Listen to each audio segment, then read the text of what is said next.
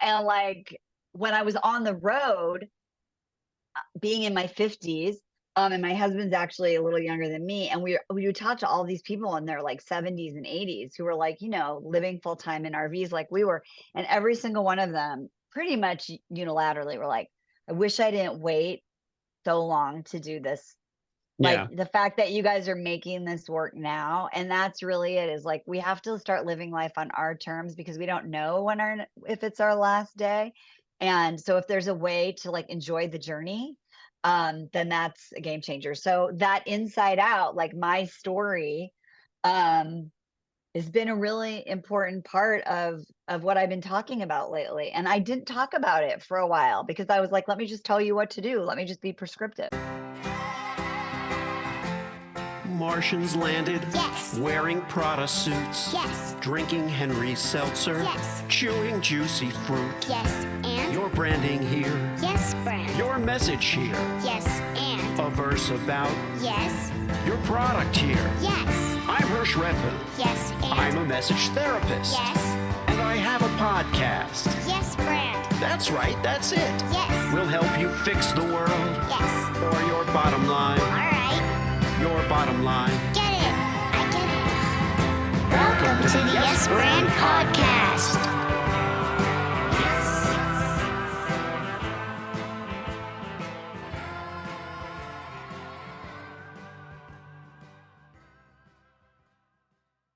Moving very gracefully down the brand voice runway today with my guest, Marni Batista. Marni is the CEO and founder of the Institute for Living Courageously, which is very intriguing, and it's an intriguing brand. She's cultivated a research-based, personalized, and holistic system that inspires ambitious women to shed self-imposed limitations. It also helps them deal with burnout, with stress, with a lot of the things that any person in an industrious position is bound to encounter. And welcome, Marni, to Brand Voice Runway. I hope I have a great outfit for the runway. I don't know. It's just a sweater. Well, you can wear a sweater on this Brand Voice Runway. I love it. That's it. I get to be authentic. You do. And we're also getting a chance to kind of look at your brand. You've been doing this for 14 years. One of the things that we were going to talk about, that we should talk about, is kind of an evolution of the brand and where you see it going next. But we can't do that until we know a little bit more, until the audience knows a little bit more about your brand and what you do. So I'm going to let you, in your own words, kind of give us a little background. Yeah. So, and it's funny, we were talking about, I have a book coming out next year, but the whole thing started with a book idea. In 2009, I wanted to write a book about dating. I had gone through a divorce. I was married for 17 years. I had 3 kids, and I wanted to write this book called The Effed Up Girl's Guide to Dating. And so I went through all the machinations to put the proposal together and write the draft. And I was met with lots of rejection and the suggestion to build a platform. And at the time, I was a nursery school teacher. I did not know what a platform was. I thought it was like a shoe. I knew nothing about that. And then sort of I had a moment in my kitchen where it like all came together, and I was like, wait, I could create a business helping women figure out how to date with their dignity intact, because that was sort of like my own evolution. And interestingly, in regard to just the brand at the very beginning, the first business coach I hired said, that's a bad name. It will remind people of like a nursing home. Dating with Dignity was my original name of my company. And I was like, but that's what it's about. Like, that's the unique value proposition, is how do you date and keep your dignity intact? And so that was how the brand was born, out of the desire to create a book and build a platform and help women along the way. And so I had no business experience, really. I'd done some copywriting and marketing in my 20s, but that was about it. Yeah. And so where did Institute for Living Courageously come from? So I set about to do this dating business, and I was creating success pretty fast. And it's really interesting. I started helping people doing the dating piece, but my whole sort of process or methodology or mechanism was do the inside work to get the result. And as the brand and the business evolved, it was really sort of like, what is the essence of really, really what I do? And when I did that work, it was very clear to me, like, in order to do anything, you have to be courageous. It's really like the linchpin, right? And so at the time, my vision was like, I'm going to create the Institute for Living Courageously. I might have like a dating department. I might help people with well-being. I might help people with leadership. And so I sort of dabbled in all those beta tested lots of those different sort of programs. And in the end, it all came down to you have to have courage, you have to be brave, you have to take action. And so that felt way more aligned because I'm so much more than a dating coach. Even when I help people with dating, I'm so much more than a dating coach. And that's who I want to bring into the business. Those are the kind of clients I want to attract. They're not hiring me just to like text back their ex. Right. Right. And so, but is the dating part integral still to the coaching?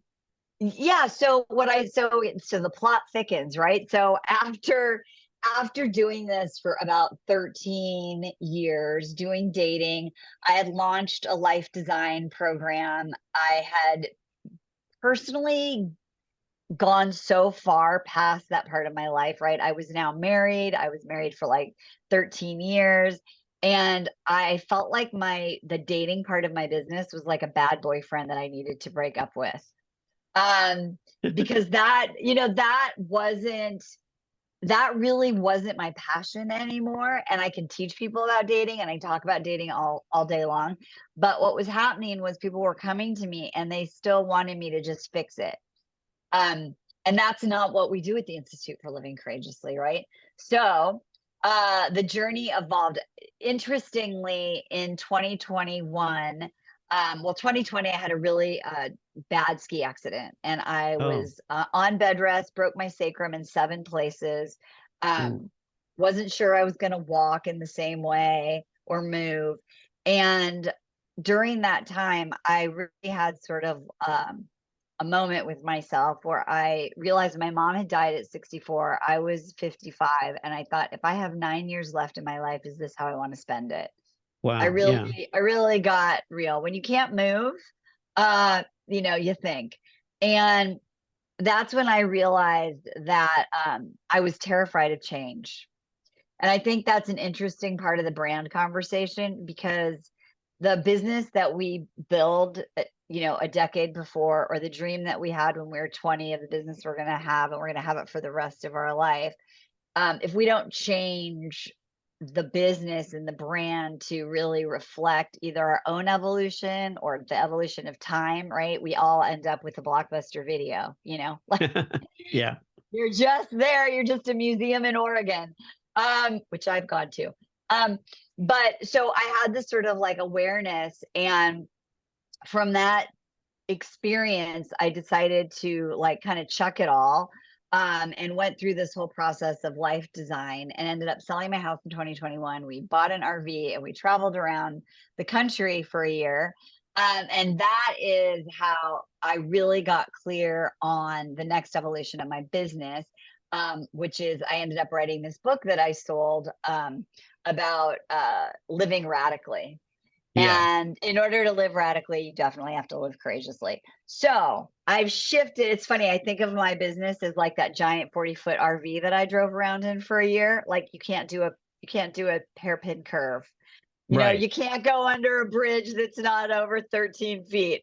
And so you got to be precise. And so I've been steering the RV and really rebranding to really do way more than just life coaching and really teaching people how to reinvent themselves in their lives and create their next chapter, which can be anything from dating to career to business to health. Yeah. And I mean, look, to a certain extent, the evolution of your business follows the evolution of your life, as it should. That's one of the things that we get to do when we're entrepreneurial, when we start our own businesses. We get to evolve it to reflect us, as opposed to just trying to move vertically up in an organization, or having the same job for our entire professional life and just having the life move, concurrently with it, but not necessarily in the same direction as the job. And so that's something not to be taken for granted, that you can do this evolution. Well, you can. I think not only you can, but I think that when things aren't working, when you feel really stuck, I had a lot of people ask me along the way, "Do you love what you're doing? Do you still love what you're doing?" And I would be like, "Yeah, yeah, yeah, it's fine, but I gotta solve I gotta solve the problems." And so it wasn't until I broke those bones, that I realized like I had been creating my business unilaterally just for my head. It wasn't like for my heart. I wasn't using intuition. I wasn't like being an integrated whole leader, right, of my life and my business. And so once I started leaning into that, I got really honest about, what it is that I really wanted to do. And that also took a lot of courage, right? Because I had built this business that I thought was the way that you do it, because I just followed a bunch of other people like a sheep, not really asking, is this what I want? And so here I was, like, I had like all this team and like, almost 100,000 months, like, nut, with staff and team and all these things. And as I set about to simplify my life and like move out of the house and, sell all my stuff and like go about living this more simple life, it took a long time, and it was really terrifying to be like, I don't want to do it this way anymore. Yeah. Um, and that was really hard. And that took a lot of courage. That was like, damn it, I have to walk the talk. I just want to tell people what to do. I don't want to do it myself. Yeah.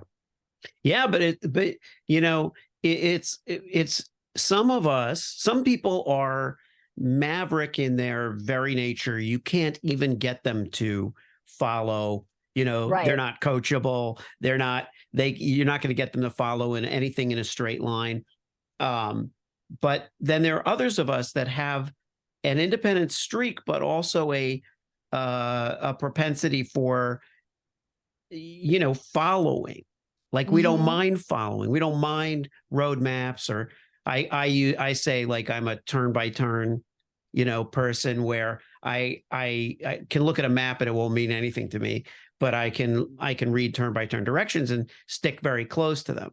But turn by turn directions is still someone else's idea. It's not necessarily what we want to do.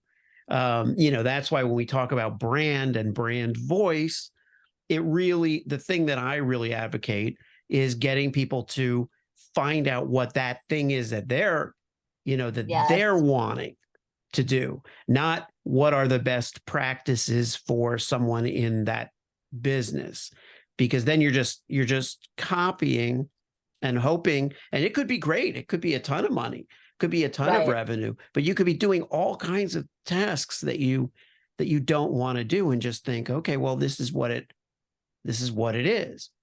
Yeah, absolutely. Absolutely. I read this book in this journey called Essentialism by Greg McKeown at the time.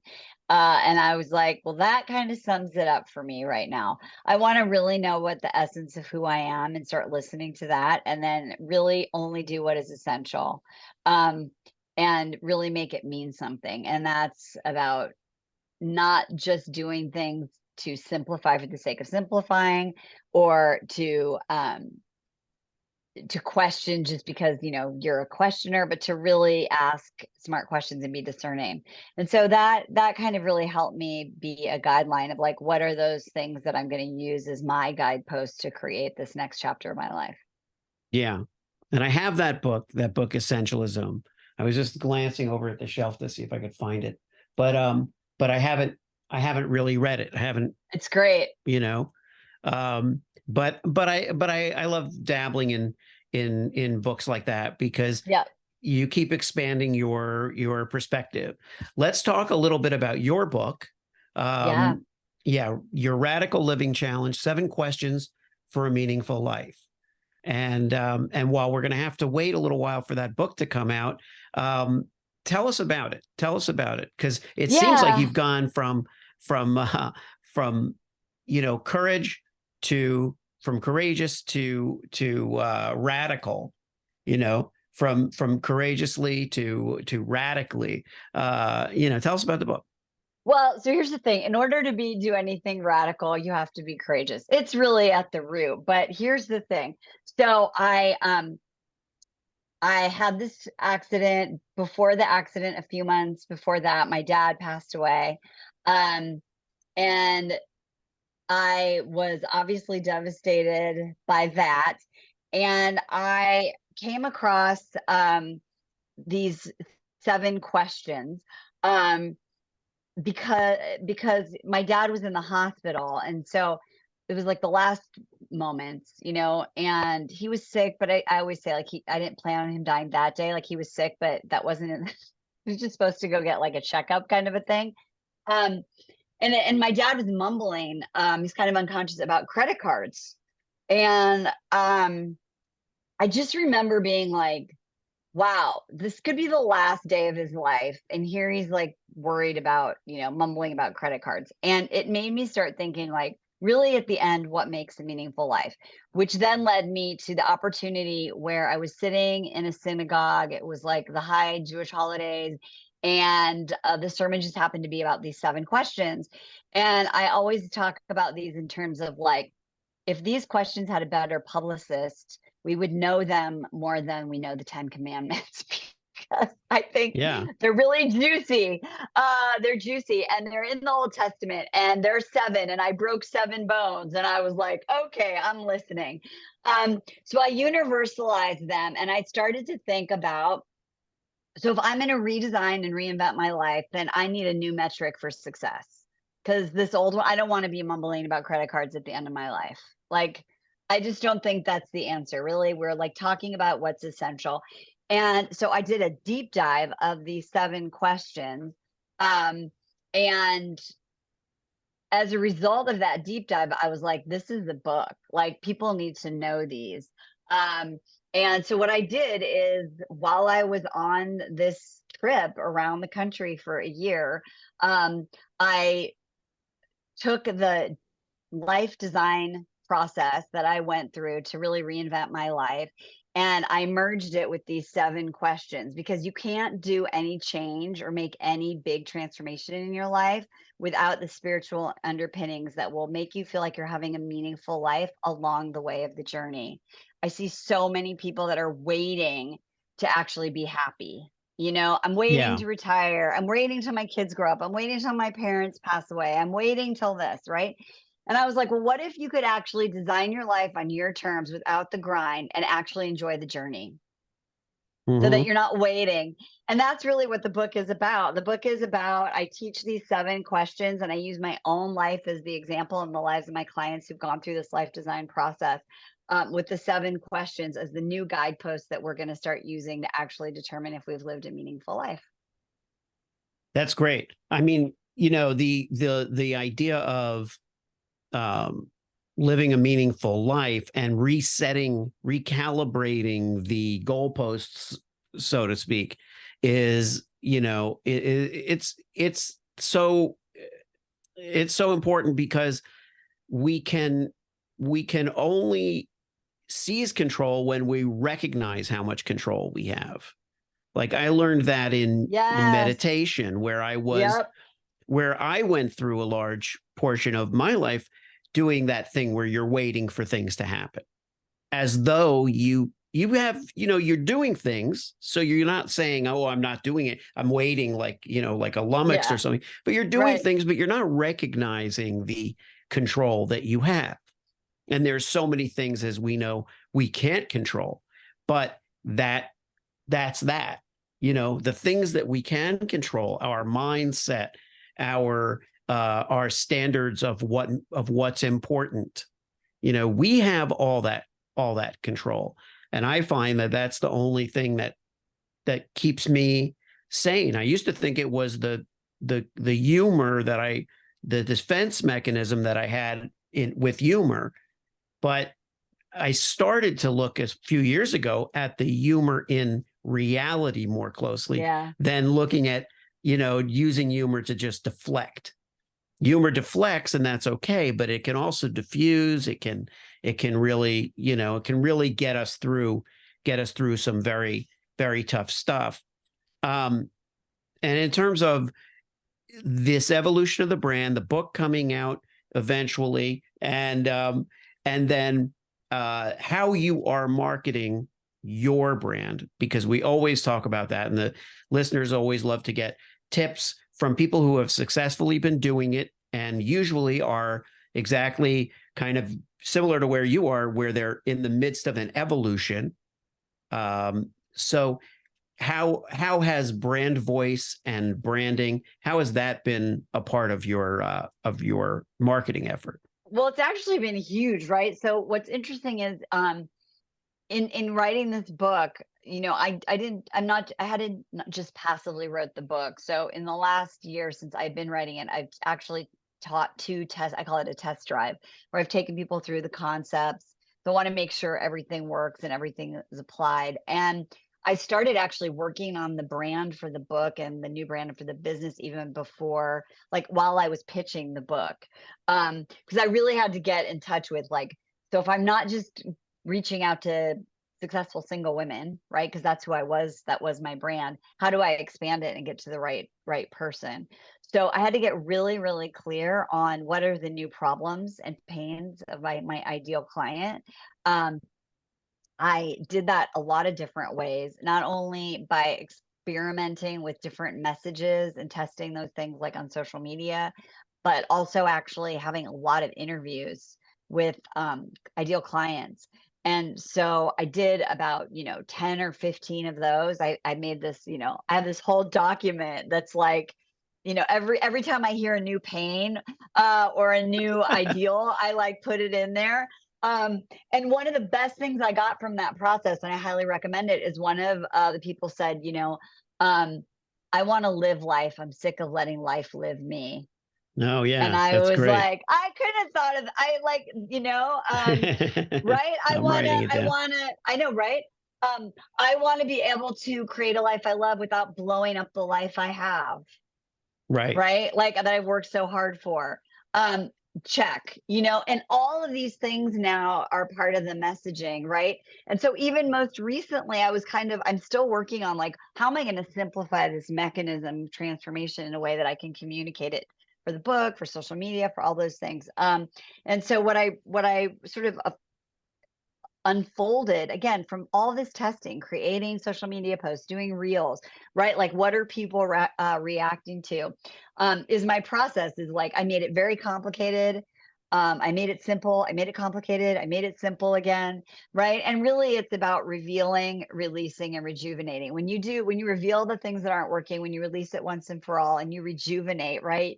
Not only at the cellular level, but at your heart set, mindset, skill set, right? You have a reinvention of identity. When you have a reinvention of identity, then you take new action, and that action slows the momentum of the old identity while you build momentum for the new identity. And that's really what we have to do for our brand, for our life, for our relationships, right? And so as I've been doing this, I've been doing a lot of organic marketing before I go into this next phase, which I'll be doing soon, which is doing some paid ads and things like that. Right. But it's been really, I've spent, about 7 or 8 months doing this research, and it's painful, right? Like, to evolve, you're like, I just want to be done. I just want to get Yeah. it. Yeah. Like GBT, can you tell me what my brand is? And I think it's only through getting messy that all things sort of get filtered into what they're supposed to be. Right. ChatGPT is great until it misquotes you. Like, Yeah. have you had that happen I haven't had it yet. so it happened to me with a client where I was creating something for them, and their product has to do with AI. And so it's not, I'm not like anti-AI. I just am very, very keyed into its limitations, and, Yes. where it ends and where, the real creative, spark begins. But I was writing a thing, and I put it into ChatGPT, and it came back out telling me this quote. And I was like, oh, that's an interesting quote. I don't recall him saying it. And he's like, I never said that. And it was like, it came from something That's And so it'll funny. tell you, now, Yeah. don't Where? assume it's always right. Don't take it as, but, I think we have to, look inside for Yes, our brand. I say absolutely. that brands are built from the inside out, because a lot of times we're telling people stuff. Oh, it's not that we don't think it's true, but we're telling people stuff and we're not spending that time to look inward and say, okay, well, what make it about you? It is about you, you know? Yeah. Yeah, I think that's really important. And I think I had the tendency to make that mistake. Right. And that's also why the Dating with Dignity brand needed to like die, right? Because I Yeah. didn't care about it anymore. Like I cared when I was single, I cared when I just met my husband, I cared for, all that time after.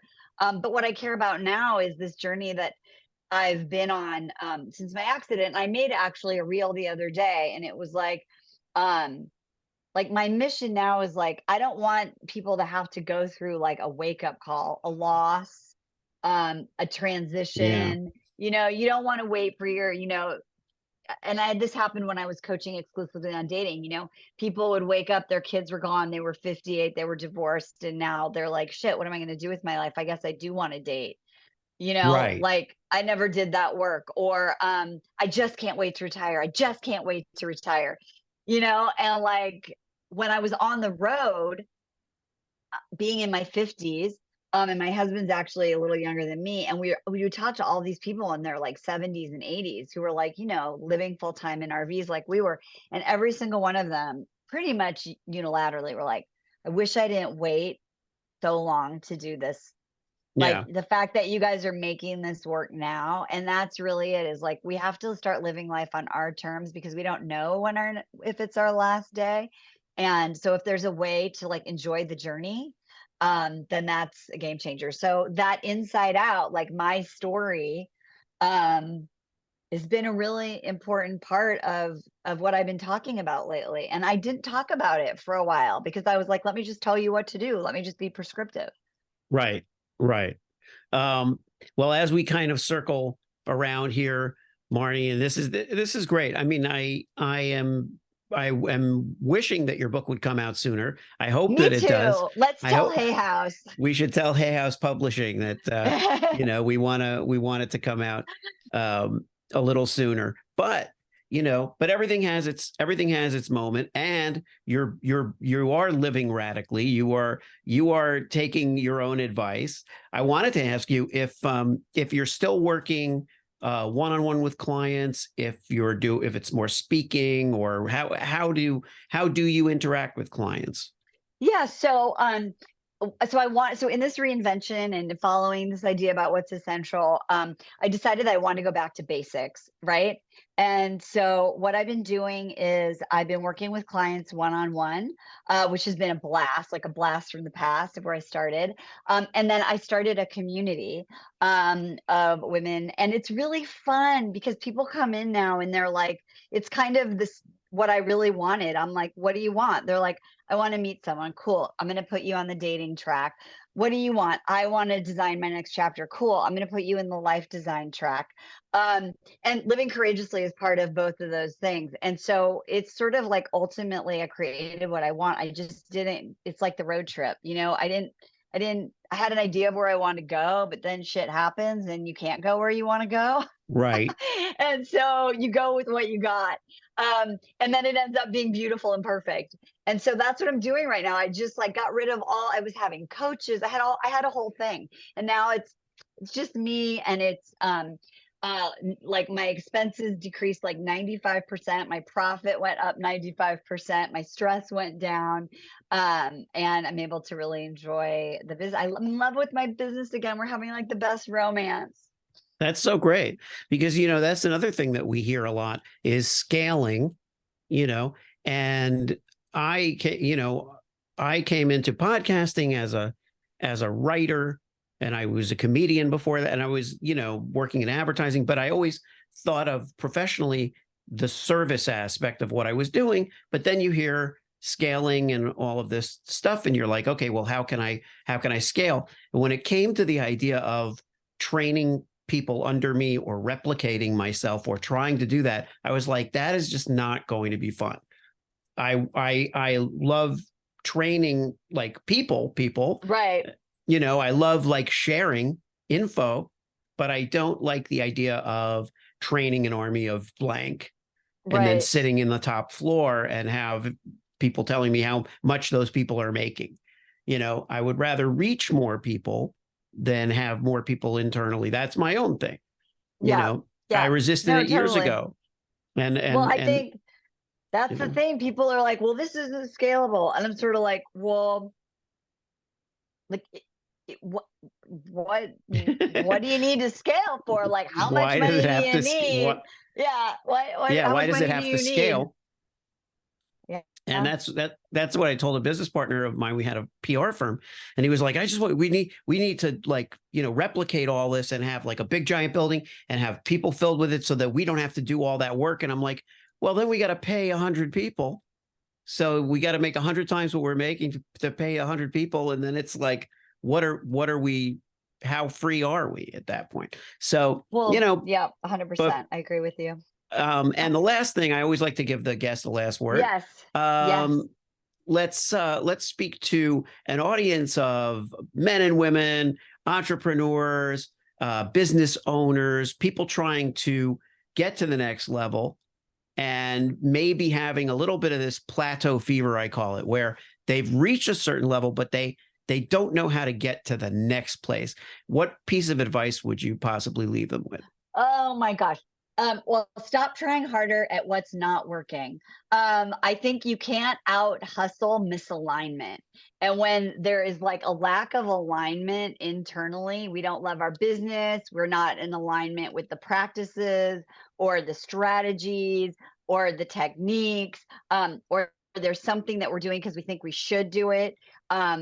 All the hustle will not outplay that misalignment. So the biggest lever we can pull, and the most frightening, that requires a lot of courage, is to get radically honest. There's that radical word, and really answer this question: what's the problem I'm pretending not to have that I actually have? That's a deep question, and it can unlock a lot of stuff that has nothing to do like with, should I advertise, you know, on Instagram or YouTube. All right. If you liked the show, Yes, and it worked for you, yes, then. subscribe and leave a Yes, friend. 5-star review. Yes, friend. Tell all your friends. Yes, friend. Get your branding here. Yes, friend. Get your branding here. Yes, friend. Did I make it clear? Yes, friend. Get your branding on Yes. before they're gone. Yes.